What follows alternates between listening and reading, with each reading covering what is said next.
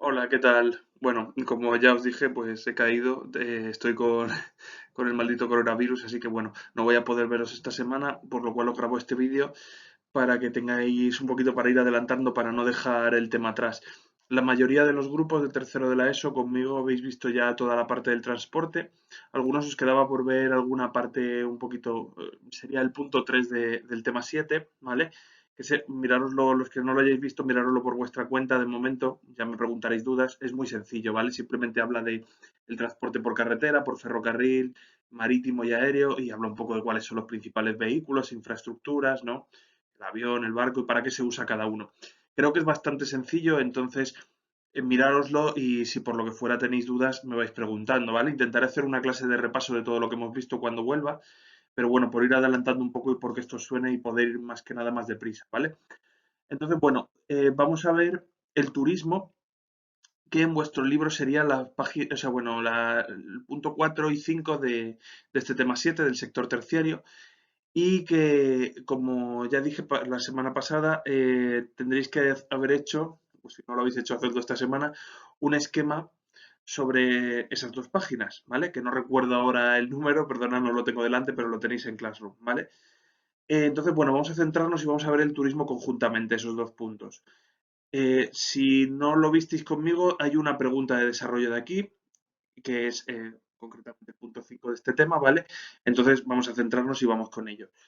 Bueno, dentro de las actividades del sector primario, una de las más importantes es el turismo, o mejor dicho, todas las actividades que engloba el turismo debido a todo lo que aportan al Producto Interior Bruto de muchos países, y entre ellos está España, que España precisamente depende muchísimo del turismo. De ahí que la crisis del coronavirus quizás haya sido especialmente grave en países como el nuestro, ¿no?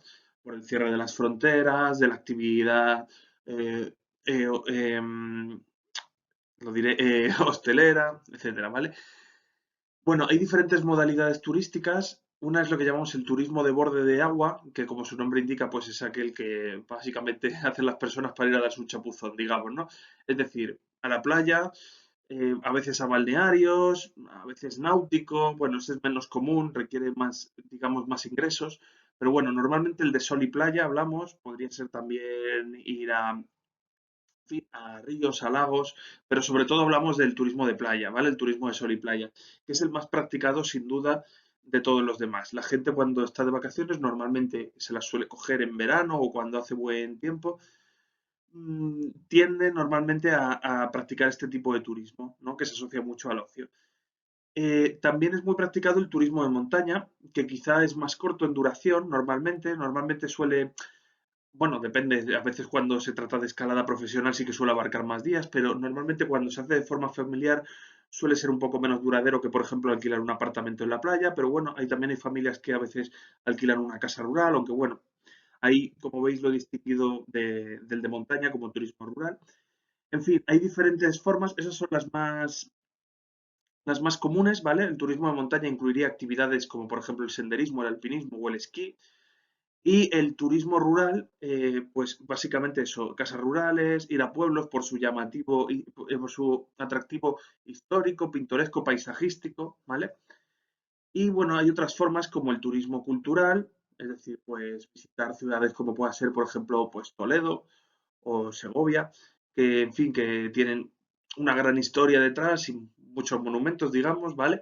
O el turismo de tipo religioso, las peregrinaciones, que bueno, si bien no son la forma más común, sí que, por ejemplo, en el caso de España, sí que es significativo el Camino de Santiago, por poner un ejemplo, ¿no? Así que bueno, esas son las principales modalidades turísticas. Como habréis visto en, en los conceptos, hay un tipo de turismo que llamamos estacional, que normalmente se identifica con el de sol y playa, es decir, con el turismo de verano y de las épocas de calor. Suele ir de mayo a septiembre. En algunas zonas donde lo permite el tiempo puede ser durante más meses, digamos, ¿no? Si el clima es benigno. Pero también el turismo estacional podría ser, por ejemplo, turismo de montaña para actividades como el esquí, que requiere que haya nieve, ¿no? Es decir, actividades de invierno. Depende ya de cada circunstancia, pero normalmente se asocia al turismo de sol y playa. Respecto a las principales áreas turísticas mundiales, Europa y Estados Unidos, que son, por un lado, los que más turistas reciben y por otro lado los que más emiten, es decir, de donde más gente sale a hacer turismo, es decir, donde el turismo, digamos, se puso de moda antes y por tanto es donde es más habitual, son las principales áreas turísticas del mundo, por tanto, ¿vale? En Europa destaca el litoral mediterráneo, es decir, España, Italia, Francia, Grecia, las zonas, digamos, donde se presta mejor al turismo de sol y playa. Portugal, aunque no sea un país mediterráneo, lo podemos incluir aquí también, ¿vale? En fin, sobre todo ya digo, el atractivo es ese, pero bueno, pensar que también países como Grecia, España o Italia, aparte tienen mucho más que ofrecer, aparte de sol y playa, con lo cual ahí se combina una oferta turística interesante, que a lo mejor puedes, por ejemplo, ir a Barcelona, se me ocurre, visitar la Sagrada Familia, el barrio gótico y de paso ir a la playa, ¿no? O ir a, yo que sé, a Roma o a Nápoles, a Sicilia y aparte de ir, de visitar la costa italiana, pues conocer parte de los monumentos, ¿vale? Luego también hay ciudades que tienen un especial atractivo cultural que son también de las que más turistas reciben, como es el caso de las típicas, ¿no? París, Londres, Roma, Venecia, otras como Barcelona, Praga, en menor medida, pues también podríamos mencionar aquí seguramente Berlín, Moscú, San Petersburgo, pero bueno, en fin, ahí tenéis un poco las principales, Atenas, tal, ¿vale? Eh, los, los Estados Unidos sobre todo reciben turismo en las zonas de costa, especialmente en California y Florida, que son donde están las mejores playas, digamos, ¿no? Las zonas que reciben no solamente un turismo nacional, sino también internacional, pero también hay que destacar ciudades como Boston, Chicago, Los Ángeles y sobre todo San Francisco, ¿no? Y sobre todo Nueva York, que quizá es la más visitada a nivel turístico, ¿vale? Esto para que veáis un poquito dónde están las principales áreas turísticas de Europa y de Estados Unidos. Mm, eh, Respecto al resto del mundo, a otras áreas turísticas, bueno, Rusia aquí no lo considera de Europa, siguiendo un poco el criterio del libro, porque es verdad que Rusia se suele ver aparte, pero bueno, Rusia, el este de Europa, destaca por el turismo cultural, pues ciudades pues como Moscú, como Kiev, como Cracovia, ¿vale? O de montaña, y, en fin, te reciben un turismo también destacable. Y últimamente es interesante el fenómeno chino, como, bueno, últimamente, ahora con la crisis del coronavirus no, pero antes de que empezara eso, cómo China se ha empezado a convertir en un foco turístico muy importante, muy relevante a nivel mundial. Se empieza a pensar que quizá haya empezado a desbancar a otros países como Francia, Italia, España o Estados Unidos en recepción de turistas, ¿vale? Entonces, China se está convirtiendo en un receptor de turistas muy importante y también en un emisor. Muchos chinos que han empezado a aumentar su nivel de vida en las últimas décadas, en los últimos años, han empezado a practicar este tipo de actividad turística que hasta ese momento quizás se veía más reservada a países occidentales, a Japón, a Corea y poco más, digamos, ¿no? Así que bueno, China se está convirtiendo en un gran atractivo porque, en fin, aparte de todo el aspecto cultural, lo llamativo de, digamos, para el visitante occidental de lo exótico que pueda resultar China, ¿no? Los paisajes exóticos que pueda encontrar también ahí, ¿vale? Pues aparte de China, también tendríamos los países del sureste asiático o del sur de Asia, ¿vale? Como Tailandia, que es uno de los principales destinos turísticos de esa zona ahora mismo, Singapur, de turismo de más calidad, más caro, Filipinas, turismo muy barato y por tanto también llamativo, ¿no? Porque, bueno, en países como Tailandia o como Filipinas podemos encontrar playas impresionantes, por ejemplo, y ese turismo de sol y playa viene además, gana puntos, digamos, por el hecho de que los precios son muy bajos en esas zonas, con lo cual sale más rentable a lo mejor pasar ahí unas semanas a pesar del coste del vuelo que pues yo que sé, pues en California, digamos, en Miami o en la costa italiana, donde sea, ¿no? Con lo cual muchos turistas están prefiriendo ir a estos países, ¿vale?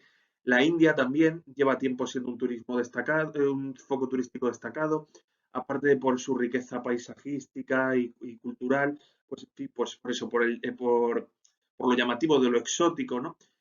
Decir que también, bueno, a veces las cuestiones gastronómicas también tienen mucho que ver. Es decir, la globalización ha hecho que todos podamos ir a un restaurante chino o un restaurante indio sin movernos de nuestra ciudad. Pero de alguna forma conocer esto de primera mano también es un atractivo para muchos, ¿no? Ir a ver los modos de vida. La comida suele ser uno de los grandes atractivos, ¿no? Bueno, México y el Caribe también desde hace mucho tiempo son un gran atractivo. Pensad en zonas como Acapulco o la Ribera Maya, ¿vale? Donde el turismo, pues bueno, Cuba, etcétera, ¿no? Donde el turismo de sol y playa es básicamente el principal atractivo. También a veces de tipo cultural, como por ejemplo esto que os contaba de la Ribera Maya, ¿no? Visitar los monumentos de los antiguos monumentos aztecas y mayas en esa zona del sur de México, de Guatemala, etcétera, pero sobre todo sol y playa, ¿vale? Es una zona de clima muy benigno, donde se puede veranear durante muchas etapas del año. Respecto al norte de África y a Turquía, su atractivo cultural, lo llamativo que resulta para muchos la cultura islámica, digamos, ¿no? Sus monumentos, lo atractivo de sus ciudades. Esto también ha hecho que sean receptores de turistas bastante claros, ¿no? Y además por la cercanía a Europa. Es decir, muchas veces el europeo viaja dentro de Europa precisamente porque le resulta mucho más barato que viajar hasta China, Estados Unidos, México o Tailandia, digamos. Sin embargo, un vuelo a Marruecos o un vuelo a Turquía puede salir igual de rentable que viajar a Londres o viajar, yo que sé, a Alemania, ¿vale? Con lo cual, bueno, son países que están recibiendo también mucho turismo, dependiendo también de la estabilidad política que haya en cada país, obviamente, ¿no? Es decir, en algunos casos esa inestabilidad política ha hecho que los turistas prefieran no viajar ahí. Estoy hablando, por ejemplo, de, ahora ya está un poco más pasado ese tema, pero hace unos años que estuvo muy activo, digamos, el terrorismo de yihadista, o al menos era muy mediático, salía mucho en las noticias, y eso restaba atractivo viajar a estos países. Ahora parece que se van recuperando poco a poco, dado que está más calmada la situación. Los países menos desarrollados normalmente tienen menos peso en el turismo internacional, sobre todo en cuanto a la emisión de turistas, es decir, el nivel de vida no les permite a la mayoría de la gente hacer este tipo de acciones, pero sí que es verdad que algunos países, debido a lo bajos que son los precios, se convierten en un reclamo, ¿no? A veces la falta de transportes e infraestructuras, la falta de seguridad política hace que los turistas no se sientan especialmente interesados en viajar a estos países, ¿vale? Pues estoy hablando de países del interior de Asia, de África, etcétera. Pero sí que a veces el bajo precio puede resultar atractivo y si, digamos, hay una zona de especialización turística, pues puede pasar como, por ejemplo, pasa por ejemplo, en Tanzania o en Kenia con el turismo de safari, por poner un ejemplo, ¿vale? Hay determinados momentos en los que sí que hay una especialización en el turismo. Bueno, y ahora pasaríamos a ver el punto 5 de vuestro tema, que esto sí que podría ser una pregunta de desarrollo, ¿vale? Los efectos del turismo, ¿vale? Entonces, bueno, respecto a los efectos del turismo, hablamos de diferentes tipos, es decir, de qué consecuencias tiene el turismo para los países o para las zonas visitadas, y estarían, por un lado, los efectos económicos, que son los más evidentes.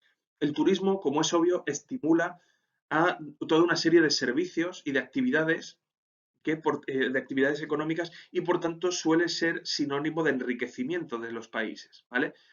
Es verdad que a veces se habla de un turismo de baja calidad y de un turismo de alta calidad en función del dinero, digamos, que se deje el turista en ese país, ¿no? No es lo mismo el famoso turismo de borrachera, que lo habréis visto en las noticias, ¿no?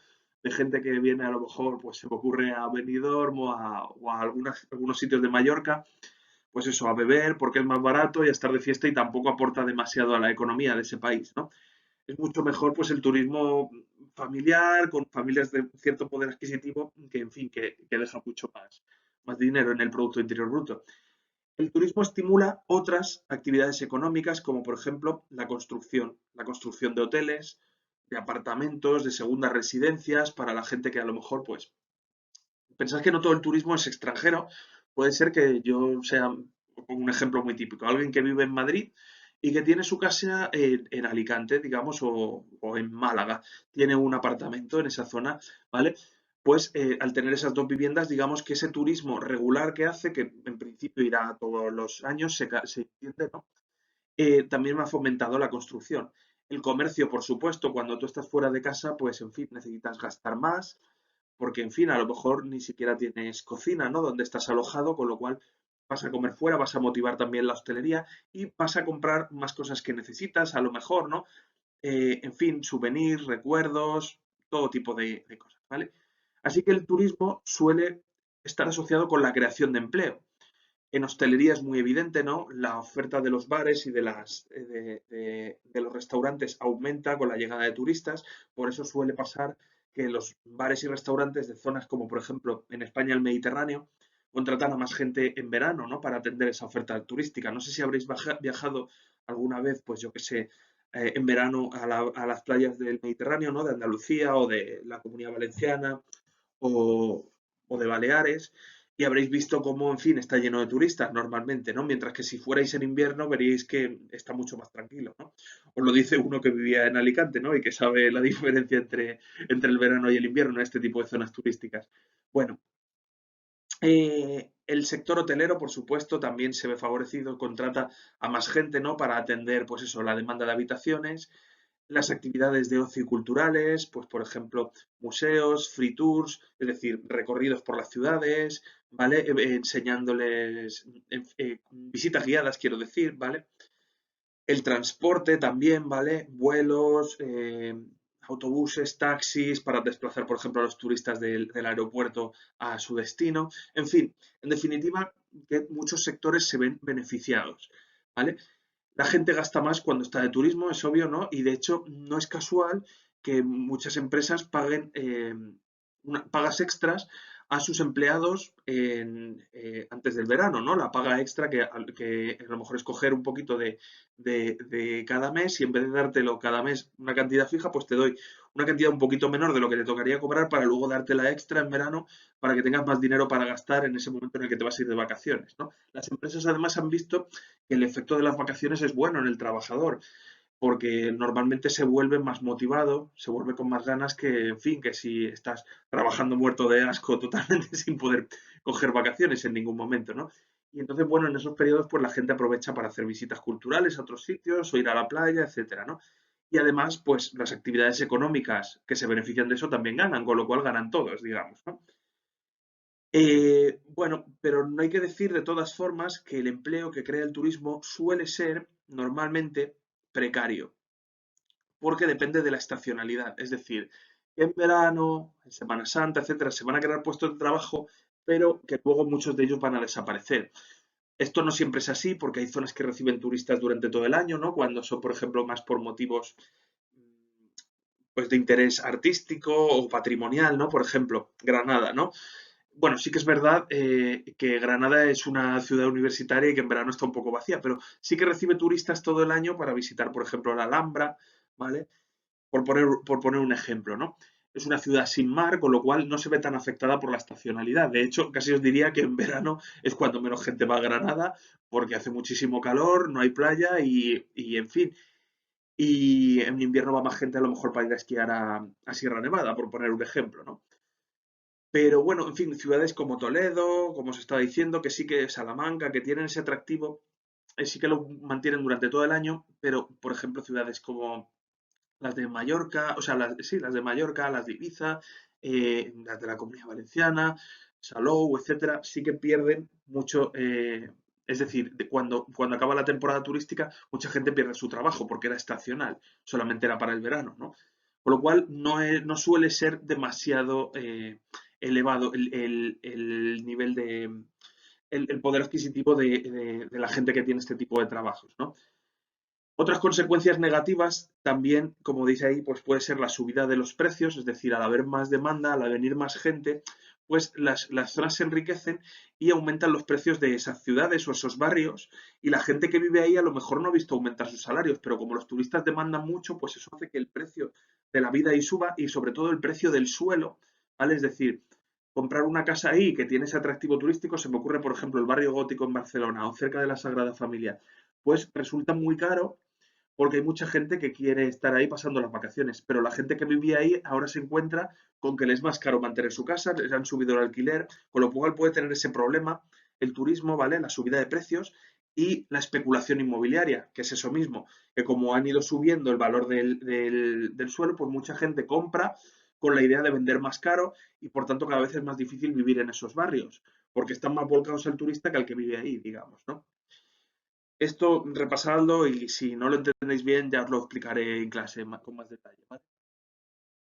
Bueno, Respecto a los efectos demográficos, es decir, en la población y sociales, es verdad que el turismo puede tener un efecto dinamizador, es decir, hacer que se muevan, que se activen las áreas más despobladas, como las pequeñas ciudades o los pueblos, o las áreas montañosas. Por ejemplo, ciudades como Soria o Teruel, que son muy pequeñitas y que, en fin, que están ciertamente despobladas, pues a lo mejor pueden hacer valer su oferta turística cultural para conseguir activar un poco la actividad económica de la zona. O con pequeños pueblos que a lo mejor, si no fuera por el turismo, pues eso, de rural o de montaña, pues acabarían casi despoblándose. Sin embargo, es decir, la gente ha ido abandonando el pueblo y se ha ido envejeciendo la población, pero ahora gracias a la llegada de turistas que quieren conocer, pues a lo mejor les parece pintoresco ese pueblecito o la zona en la que está, pues gracias a eso se pueden crear algunos comercios, pequeños comercios, bares, y por tanto reactivar la economía en esas zonas. Así que eso es un efecto muy positivo del comercio en este tipo de zonas.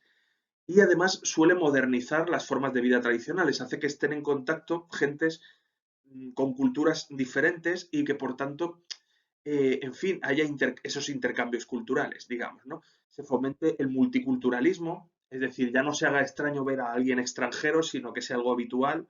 Incluso a veces la gente se interesa en aprender otros idiomas para tratar con el turista extranjero, ¿no? Y se rechaza la xenofobia, por tanto, es algo que hace que se rechace el odio al extranjero, digamos, ¿no? Pero, bueno, como aspecto negativo, lo que os decía, muchas veces se saturan los servicios por la llegada de visitantes. Ahora estoy tapando la foto, pero ahí tengo una foto de las Ramblas de Barcelona, lo que os comentaba. A veces el turismo masivo, de esa forma tan a lo bestia, digamos, pues puede hacer que muchas veces se ponga más todo al servicio del turista que del que vive ahí, ¿no? Y que cambien las formas de vida de la zona, que los barrios pierdan su identidad de alguna forma, ¿no? Porque se vayan vinculados al turismo, que, en fin, que los comercios tradicionales vayan desapareciendo para que lo que vayan surgiendo sean franquicias o tiendas centradas para el turista, ¿no? Y que, en fin, que ya digo que el precio del suelo y de la vida suba, con lo cual, bueno, y además, al hacer uso de estos servicios, los turistas, ¿no? Pues muchas veces se deja atrás a la población del lugar, ¿no? Con lo cual puede tener también sus aspectos negativos. A nivel medioambiental, bueno, como efecto positivo, por citar alguno, porque realmente los efectos medioambientales del turismo suelen ser más bien negativos, a nivel medioambiental, como efecto positivo puede estar la rehabilitación de algunas áreas que podían estar más abandonadas, más dejadas. Se me ocurre, por ejemplo, el caso de Cartagena, que hasta la década de los 90, principios de los 2000, estaba totalmente abandonada la ciudad. Yo estuve hace unos años, en una visita cultural ahí y nos contaban cómo, en fin, algunas zonas que ahora son de las más visitadas por los turistas, en aquel momento eran descampados, donde estaban las ruinas romanas, donde había gente, pues, en fin, metiéndose droga y de todo tipo de historias, ¿no? Conflictivas y que no, en fin, no molaba mucho esa zona, ¿vale? Sin embargo, gracias a la llegada de turistas se decentaron, digamos, se invirtió en reacondicionarlas, en poner en valor el patrimonio romano de Cartagena. Si lo visteis en historia sabréis que es Cartagonova, ¿no? Y por tanto ahora la ciudad luce mucho mejor, digamos, ¿no? Eso le pasa a muchas más zonas. Pero hay que decir que realmente normalmente el turismo suele causar más bien el efecto contrario, ¿no? Sobre todo cuando es un turismo descontrolado y cuando todo se hace pensando simplemente en que lleguen turistas, en que lleguen cuanto más mejor, que se construya a lo loco. Y bueno, un ejemplo yo creo que es, o que hay gente que lo defiende, es el caso de Benidorm, que lo tenéis ahí, en la provincia de Alicante, la ciudad de los rascacielos, ¿no? En el Mediterráneo. Se hicieron todos esos rascacielos con la idea de alojar a muchos turísticas, pero claro, esto cambió totalmente el paisaje, ¿no? Y pasa en muchas zonas del Levante valenciano, andaluz, etcétera, que ha cambiado totalmente la vista que se tiene de la costa, digamos, ¿no? Con todas estas edificaciones, esta construcción masiva.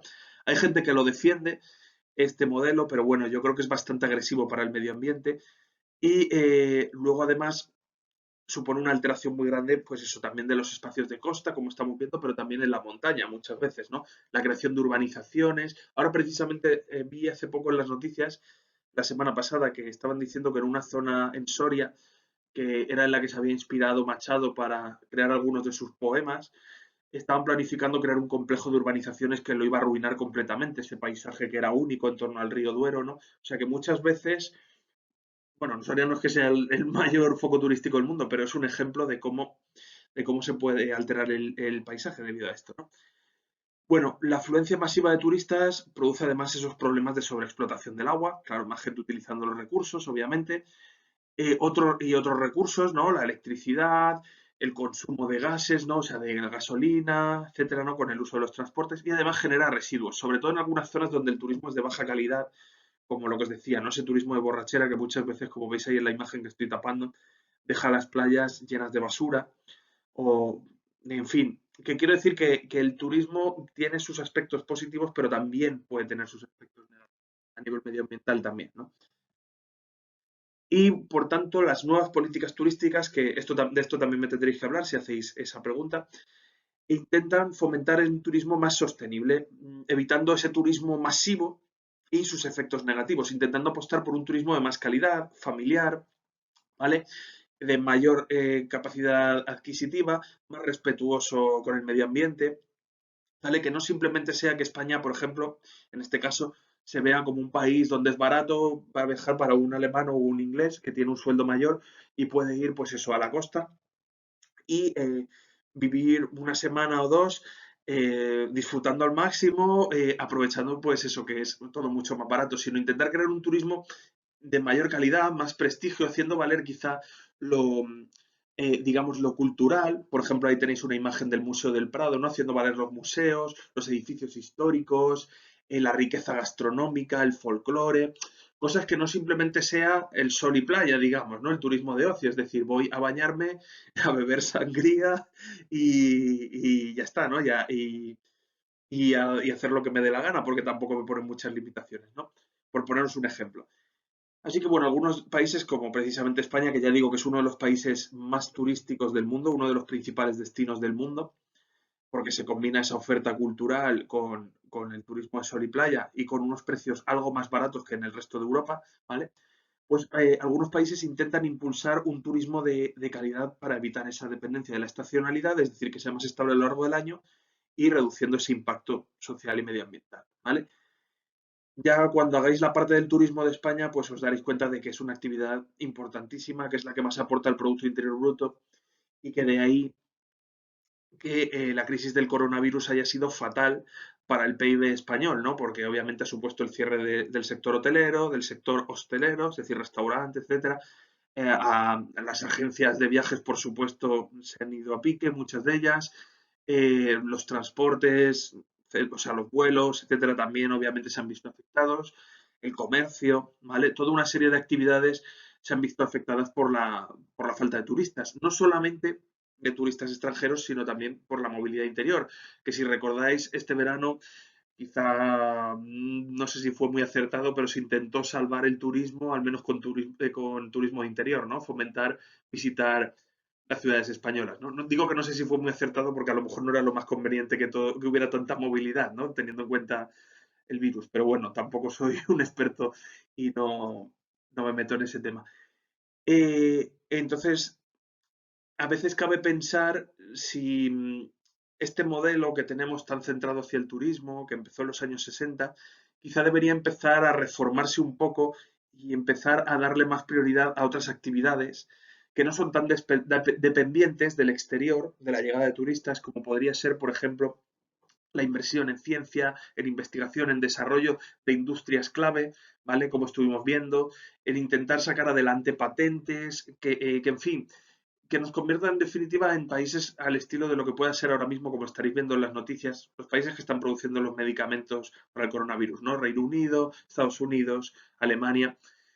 No digo que el turismo sea malo, al contrario, ¿no? Es muy bueno, pero que quizás no debería estar puesta, debería haber un proceso quizá de reconversión de la economía española para que del turismo se empezara a pasar a quizá darle más peso a otras actividades, ¿no?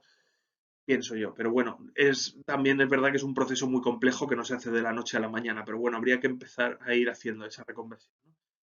Nada, ya os dejo de dar la chapa por hoy. Espero que nos podamos ver pronto, yo creo que sí, porque bueno, quizá me lo notéis en la voz, estoy un poquito congestionado, pero estoy bien, o sea que yo creo que para el lunes 8 ya habré vuelto.